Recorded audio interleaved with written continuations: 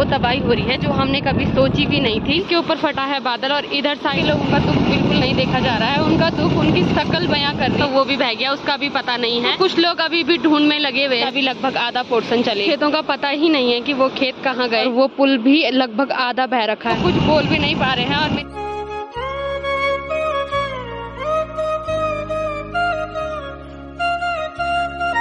Good morning दोस्तों, welcome back to another vlog. कैसे हो आप सब? आई होप कि आप सब बढ़िया होंगे। तो आज के व्लॉग की शुरुआत हो रही है 8:30 बजे से और आज के व्लॉग की शुरुआत हो रही है चाचा लोगों के घर पे। अभी मैंने फोन चार्ज लगाया था क्योंकि कल रात से यहाँ लाइट वगैरह कुछ नहीं है। रात यहाँ से शेरू भी बाल बचा, शेरू को यहाँ पे बांधते हैं और आधी रात को ये वाली दीवार टूट गई। अभी मैं, गोल्डी, संजू भैया और टिंगू जा रहे हैं ऊपर साइड देखने को कि क्या क्या तबाही हुई है रात को।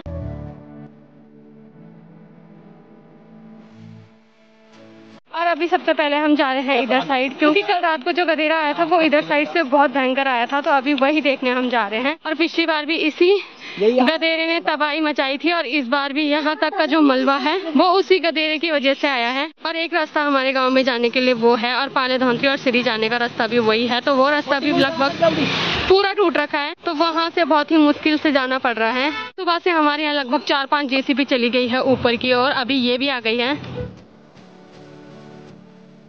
यहाँ से अभी जेसीबी ने मलबा साफ करा है। और कल रात को ये गधेरा इतना भयंकर आया है कि रोड के ऊपर तक पानी आया है और ऊपर से वहाँ रास्ता था और वहाँ से रास्ता वगैरह सब खत्म हो गए हैं। और इधर साइड तो काफी नुकसान हुआ है। अब हम जा रहे हैं उधर साइड देखने के लिए। तो अब हम साइड की छुट्टी लगाते हैं। हाँ, सारी छुट्टी लगाएंगे हम। 2 छुट्टी, गाँव के 2 छुट्टी और अभी चले गए हैं उत्तरकाशी। बाय। हमें उत्तरकाशी की डिटेल्स देंगे। तो अभी हम जा रहे हैं इधर साइड को। और कल रात को जो पानी हमारे गांव में गया वो यहाँ से गया। तो कल रात को ये गधेरा भी बहुत भयंकर आया था। अभी लगभग इसका पानी शांत हो गया है, पर कल रात इसका पानी भी बहुत भयंकर आया था।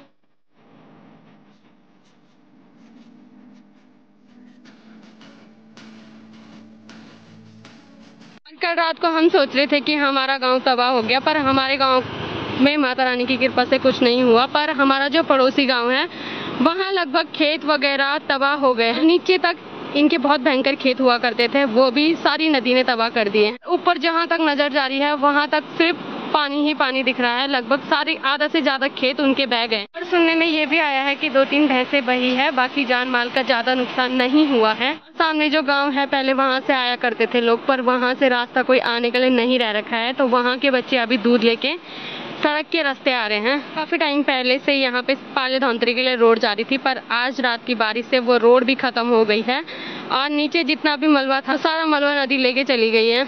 और जैसी नजर वहाँ पड़ रही है वैसी रूह कांप जा रही है कि जब यहाँ इतना नुकसान हुआ है तो ऊपर जो सिरी गांव है उस गांव में कितना नुकसान हुआ होगा। तो ये सारी तबाही कल रात को हुई है। और इधर साइड से देखने के बाद अभी हम जा रहे हैं घर की ओर। और हम तो देख के आ गए हैं, पर अभी दादा भी देखने आ गए हैं कि कितना नुकसान हुआ है ना दादा?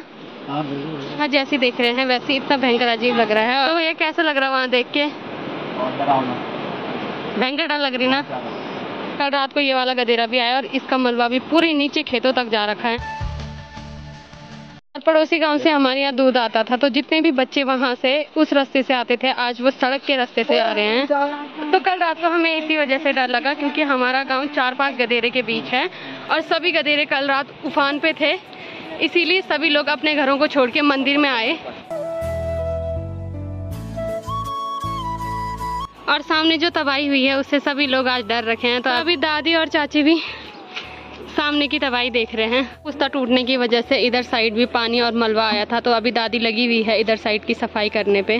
और मेरी चाची बोल रही है कि कल रात को तो हम बच गए, पर आज रात का कुछ नहीं पता है। तो यहाँ कल रात इतना भयंकर पानी आया, पूरे रास्ते में सिर्फ घास ही घास हो रखी है और घास की वजह से पूरा पानी चाची लोगों के चौक तक गया। तो अभी चाची सबसे पहले डर के मारे ये घास साफ कर रही है। तो कल रात का खौफ सबके मन में बैठ गया है।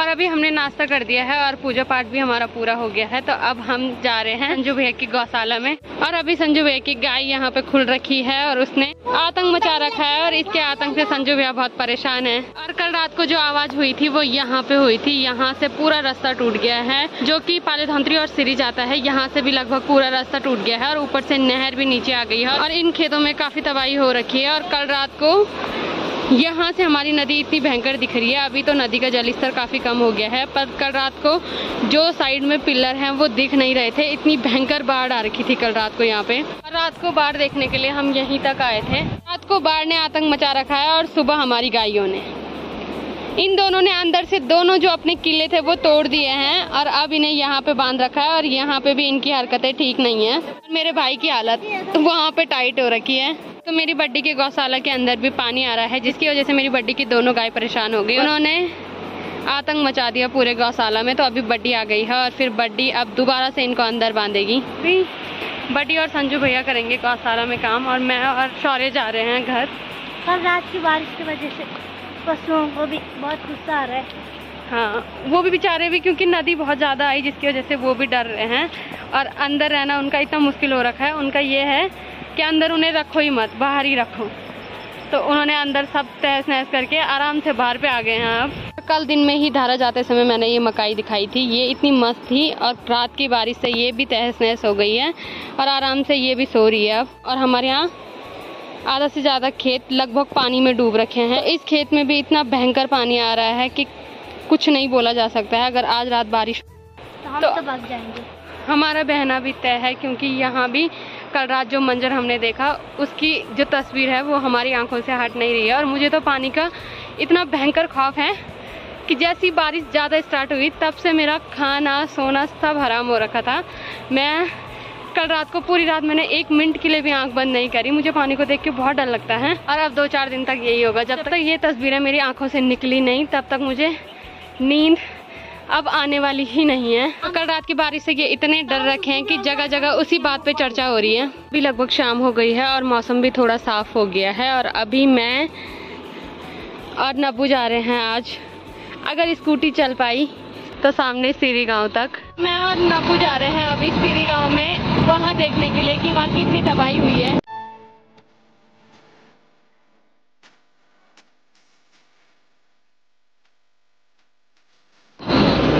और इधर साइड रोडों में भी जगह जगह मलबा आ रखा है।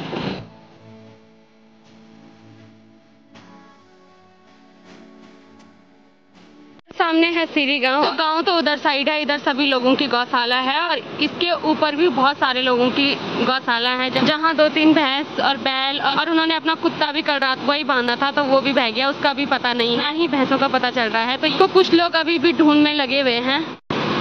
तो इंसान हो चाहे जानवर हो, हर किसी को प्यारा होता है। तो ये लोग लगे हुए हैं अभी भी अपनी भैंसों को ढूंढने पे। ये सुबह से ढूंढ रहे हैं और ऊपर वाला जो गोटा दिख रहा है वो तो लगभग पूरा ही जा रखा है। उस वाले गोटे से बैल बहे। और परसों जब हम यहाँ आए थे तो जितने में ये पानी आ रहा है ये नदी सिर्फ उतनी ही थी। आज इस नदी ने इतना विकराल रूप ले रखा है कि सभी लोग इस नदी को देख के डर रहे हैं। ये घर कुछ टाइम पहले ही बना था, इसका भी लगभग आधा पोर्शन चले गया है।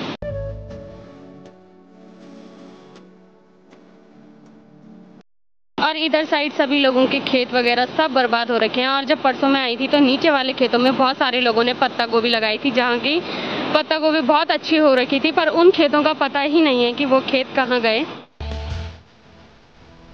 ये नदी अपने साथ कल रात को बहुत कुछ बहा के ले गई। गौशाला भी बहुत मुश्किल से बची, अगर थोड़ा बहुत पानी और आता तो ये भी चली जाती।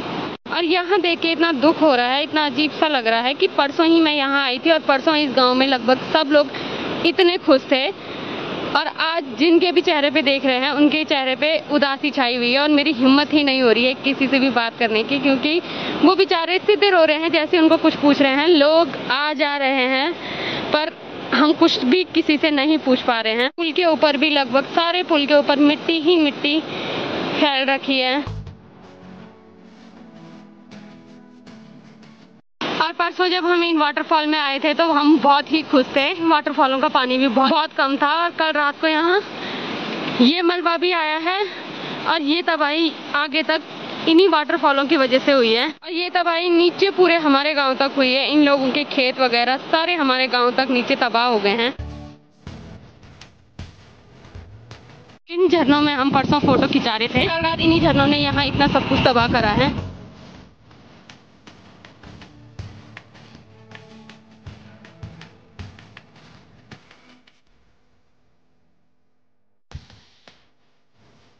सामने है श्री गांव और वहीं है हमारे इस देवता का मंदिर। और परसों हम वहीं आए थे। यहाँ के लोगों का दुख बिल्कुल नहीं देखा जा रहा है। उनका दुख उनकी शक्ल बयां कर रही है। वो लोग कुछ बोल भी नहीं पा रहे हैं और मेरी हिम्मत अब देखने की नहीं है। तो अब हम जा रहे हैं घर। और जगह जगह सड़कों में ऐसे मलबे और पानी तो बहुत सारी जगह में आया हुआ है।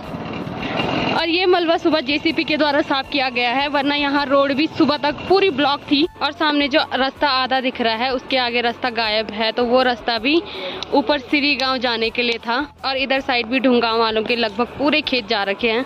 और सामने जो गांव है ढुंगांव, यहाँ के लोग तो कल रात को तो ये लोग आ रखे थे कल कोनगढ़ गांव के ऊपर हमें देखने के लिए। थोड़े तक नहीं रह रखी है यहाँ जाने लायक। और इधर साइड भी पूरी तबाही मच रखी है। नीचे जो पुल है वो ढुंगांव को जोड़ता था और वो पुल भी लगभग आधा बह रखा है। और इसके आगे का रास्ता तो पता ही नहीं है श्री गांव का कि कहाँ गया। तो ये मंजर देख के ऐसा लग रहा है कि यहाँ पहले कभी खेत वगैरह थे ही नहीं होंगे, पर यहाँ पूरी हरियाली थी। और जो तीसरा गांव है कोनगढ़ गांव, वहाँ का रास्ता भी सामने से टूटा हुआ है और वहाँ का पुल का भी कुछ अता पता नहीं है। इसके नीचे 2-3 घर थे जहाँ के हम गेहूँ वगैरह पिसवाने के लिए आते थे, तो उनका भी कुछ पता नहीं है। वो सब कल तबाह हो गए इस नदी में। और सामने है कोनगढ़ गाँव, तो यहाँ भी कल रात पेड़ वगैरह गिरे, तो यहाँ के भी लगभग आधे से ज्यादा लोग पार वाली धार पे थे। कल रात गुजारना 4-5 गाँव के लिए बहुत मुश्किल हो गया था। और 1-2 सालों से हमारे गांव में वो तबाही हो रही है जो हमने कभी सोची भी नहीं थी। हम मतलब अपना गांव ही समझते थे कि हमारा गांव बहुत सारे गधेरों के बीच है। जब आया तो तब हमारा जाना निश्चित है, पर इस गांव के लिए हमने कभी भी नहीं सोचा था कि इस गांव में ऐसा कुछ होगा। और यहाँ का मंजर देख के आंखें खुली की खुली रह गई है।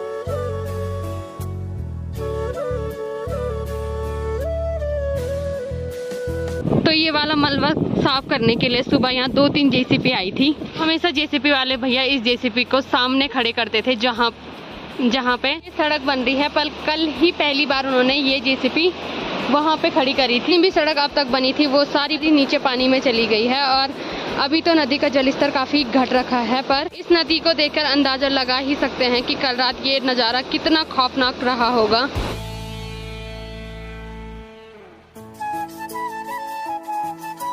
और यहाँ पे कुछ दिनों से हमारे गांव में काम हो रहा था, तो यहाँ पे भी कल रात को पानी भर गया था। ऊपर से जो ये वाली मिट्टी है ये नीचे आ गई थी, तो अभी पता नहीं कब तक यहाँ पे काम पूरा होगा। तो अब हम जा रहे हैं मार्केट में देखने के लिए, क्योंकि वहाँ भी कल रात को मलबा आया था और सुबह मैं नहीं गई थी।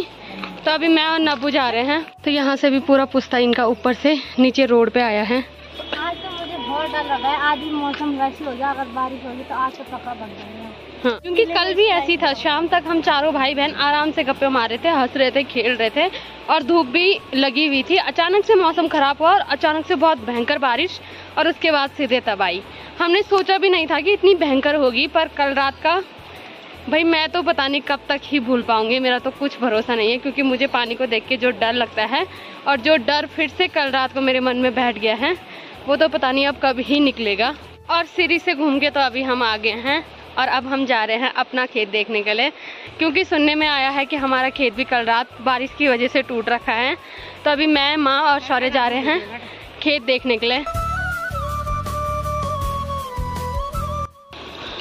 और ऊपर से जो गधेरा आ रहा है वो यहाँ से होते हुए लगभग हमारे गांव के पूरे खेत इसने भी तबाह कर रखे हैं। तो इतना साफ नहीं दिख रहा था, पर यहाँ से लगभग पूरा क्लियर दिख रहा है कि इस नदी ने ऊपर कितनी तबाही मचाई होगी जब यहाँ इसने इतना भयंकर मंजर कर रखा है। सामने तक वो खेत थे, पर अब वो खेत नहीं है। अब वहाँ पे मलबा वगैरह, मिट्टी वगैरह सब कुछ आ रखी है और खेत का दूर दूर तक कहीं नामो निशान नहीं है। और यहाँ तक रोड बन गई थी और तो यहाँ से लगभग पूरी रोड नीचे नदी में चली गई है।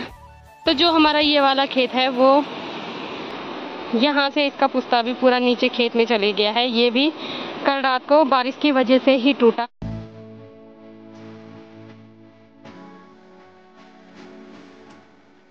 खैर खेत का तो कोई बात नहीं, खेत तो बनते रहते हैं, पर जो ऊपर तबाही हो रखी है उसका तो क्या ही बोले।